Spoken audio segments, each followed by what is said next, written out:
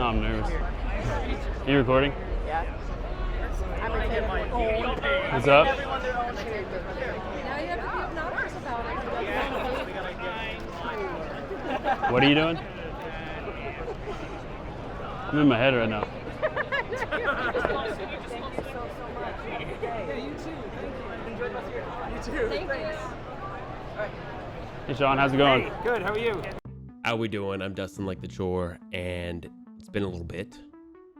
I've done a lot since last I've updated, and I haven't even really been posting typical videos in general. I'm still very busy, and I've been sick, and I went somewhere that I didn't mention. I should have. I went to the New York Comic-Con. I didn't have time to mention. I've been constantly doing stuff. It was a good time. The whole experience was summed up in a word, and that word is lucky. I had a very lucky experience. And it all started on the plane. Sat down, opened my tray, or whatever you want to call it. And I was in the lucky seat on that flight where I got extra miles. I don't even use them. I ended up throwing it away anyways, but it's lucky. Next day, we go to the Comic-Con. Didn't realize we had to pick up our tickets in a long line. So we had to wait in, like, I'm not even kidding, probably a line that was 500 people plus. And it was not moving quick. So that was annoying. So we didn't really get into the Comic-Con right away, right? Finally, after waiting in that line for what seemed like hours, probably not hours, we got in, got our tickets. And I say we, my wife and I, she was with me, but we got in, and it was kind of overwhelming. Never had been to a Comic-Con before. It was a lot. I didn't dress up. A lot of people did. Obviously, that's kind of what you do at those things. I'm not really into comic books, so that's also kind of weird that I even went. But there's more than just comic books there. I know the focus is comics and anime and whatnot. Found him.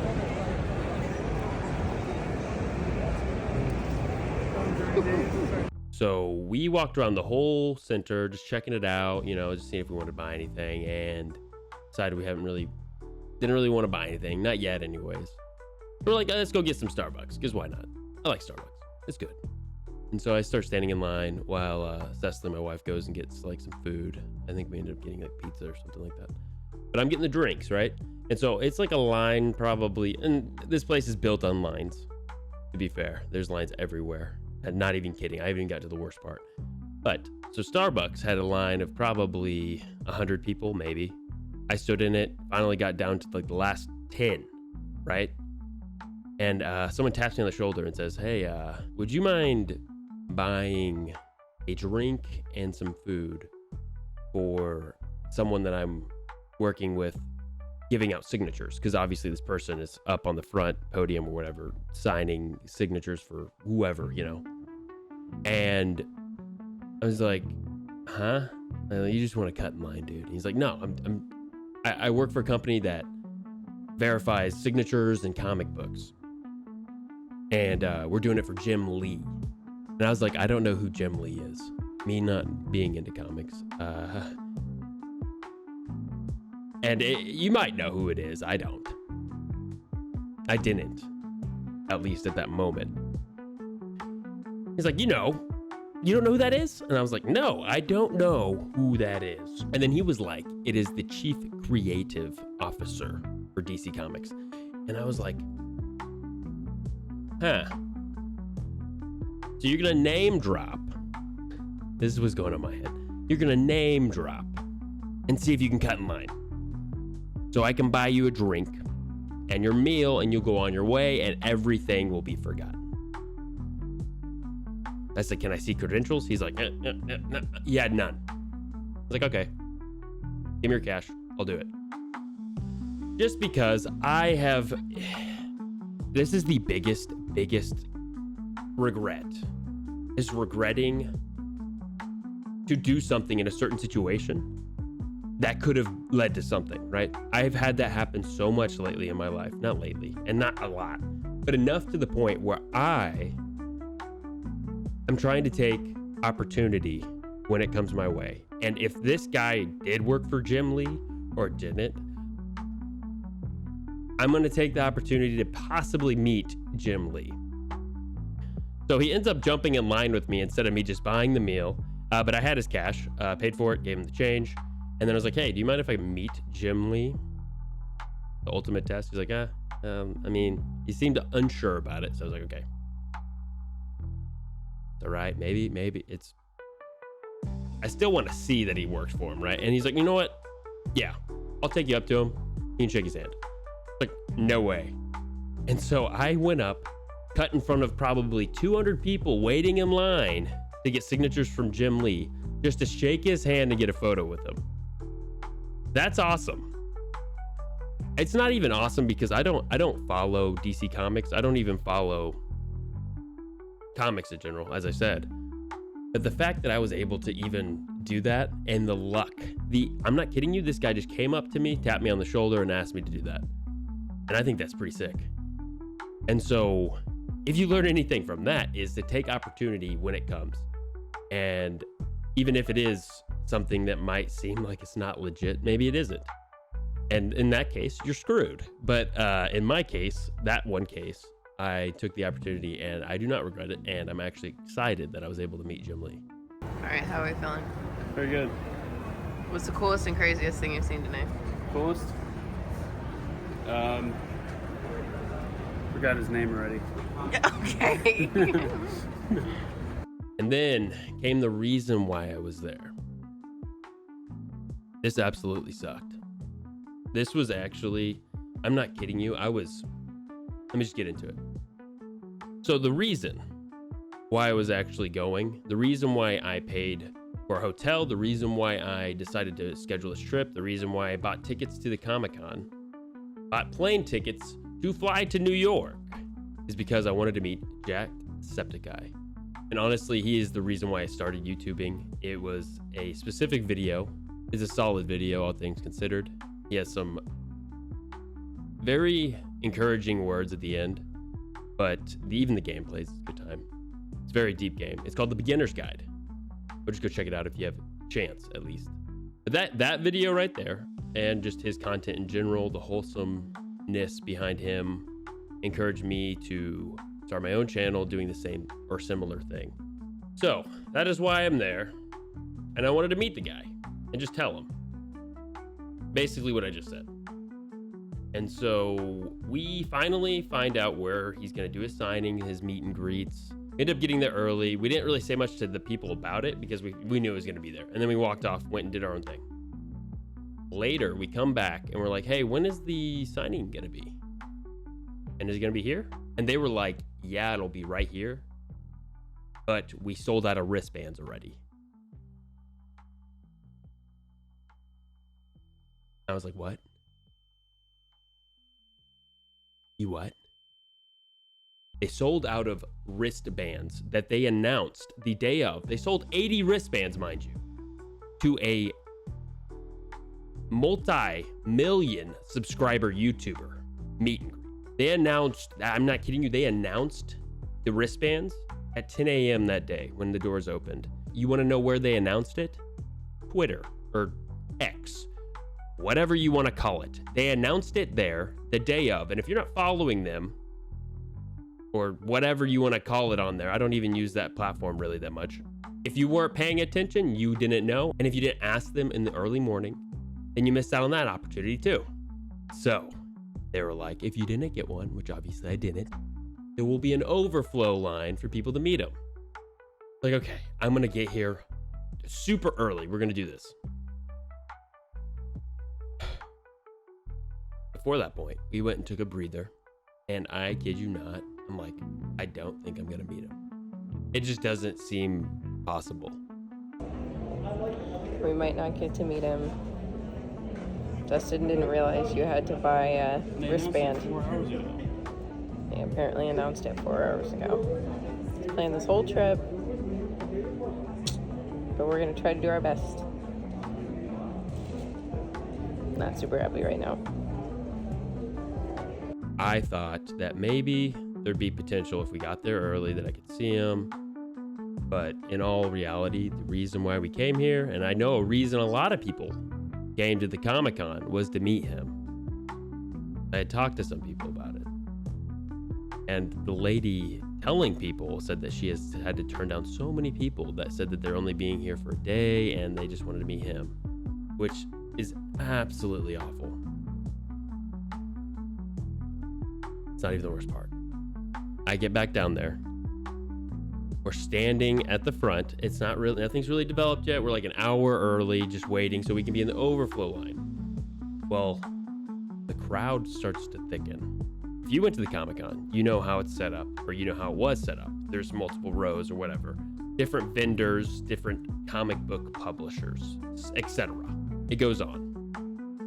And they're just, it's a grid, right? Everyone gets their own booth spot. It's like any other convention. I kid you not. By the time it got to where Sean was actually at the booth, there was a line in every direction where the grid space was available. Like any walking space was full of a line of people waiting. I'm not kidding you, probably over 500 or more. Honestly, probably into the thousands of people wanting to get a signature or just meet Bad Egg Publishing Company and Sean. I was like, I am not going to meet him today. It is not going to happen. I'm not kidding you. It was a fire hazard. It was to the point where you couldn't even move. I stood up right where the publishing booth was, and I was able to kind of like watch it all and see what was going on. So I knew where the line was going to go immediately. And I had Cecily at the other end of it. So she got in line right behind the people that had the wristbands. It got to a point where it was so crowded and so ridiculous that they had a representative from the Comic-Con or from the actual building itself come in and tell them, hey, we need to clear this out. This is ridiculous. We cannot have it like this. This is a fire hazard. This is a safety hazard. We got to go. And so they tried to start clearing people out. They're like, hey, we're not doing the overflow line. It's just not going to work out. And so that's crushing, right? I was like, I'm gonna see him. I'm going to see this guy. Because he is the reason why I'm doing what I'm doing right now. He is the reason why I'm making this video currently. I mean, he is kind of the reason why I'm making this video currently, just in general. But he is the reason why I am on YouTube and why I have gotten to where I'm at. So I was like, I'm gonna see him.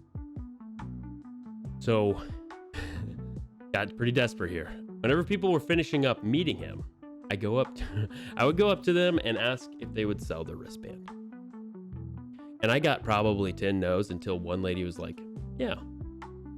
I don't know how much they paid for their wristband initially, but I paid $100. I'm sure they made a little bit of profit there.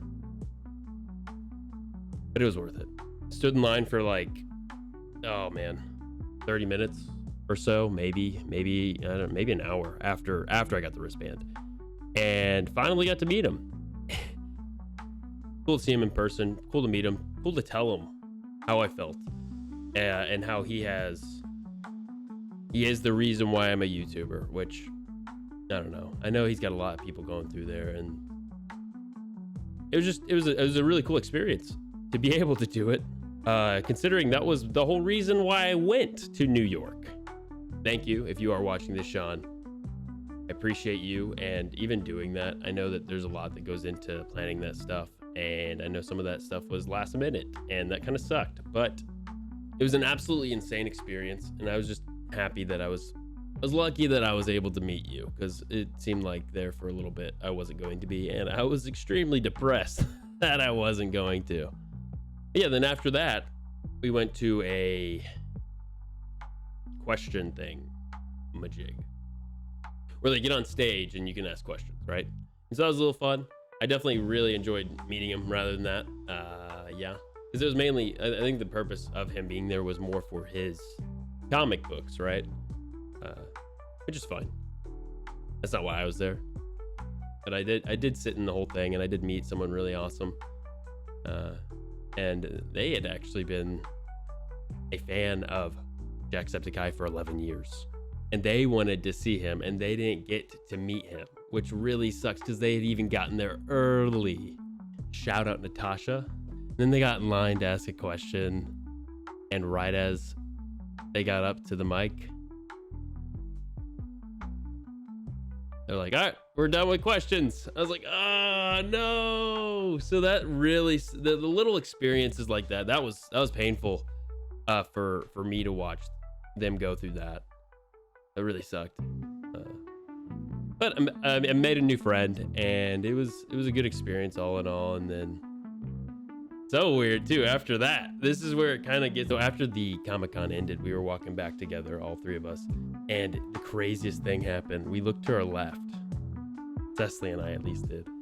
And I saw a lady, and I was like, wait, do I know her?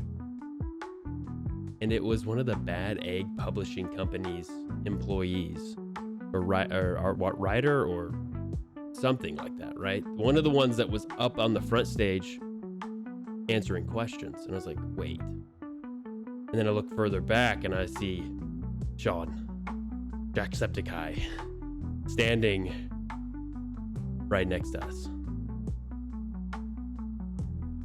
And I wanted so bad to say something, but I also know that at that point, it's his privacy and his personal space. And that, if anything, I would want that in a situation that we were in, walking down the street. But followed us like for about 2 blocks, and then they split off. But that was pretty cool too, just being able to see him up close like that too. Again, really crazy experience all in all. New York Comic-Con. I don't know if I'd ever go to another Comic-Con unless I was invited to it or something like that. But I definitely think it's worth experiencing something like that at least once. It's a fun time. A lot of people get together and dress up and show off whatever they've made in their basement and maybe their garage or house, wherever you reside. It was a good time. I will hopefully be posting some gaming content here soon. I have a long bucket list of games to record, but my GPU is broken. I sent it in for an RMA, which is to get it fixed, and then they sent me back another one, different one, and it still does the same thing. I think I've narrowed it down to what it actually is, what is actually causing it, but I currently do not have a GPU, so I currently can't really record gaming content, because otherwise my CPU is just going to get blown to smithereens. I mean, there are other ways around it, but right now I think as far as that stuff goes, I should probably hold off until I actually get my GPU and it fully functions, because otherwise my computer just shuts right off and goes to black screens. And that would happen in the middle of gameplay, that would happen in the middle of gaming content, that would happen in the middle of recording a nice video, a nice long video, and then losing a ton of data. But we're not going to do that. But I do have some other stuff that I can finish editing that I have been putting off, and I will do that. Thank you for watching this video, and please subscribe, like it, and thank you. And we'll see you next time. And I said thank you twice, but I'm going to say thank you one more time. Thank you. Bye-bye.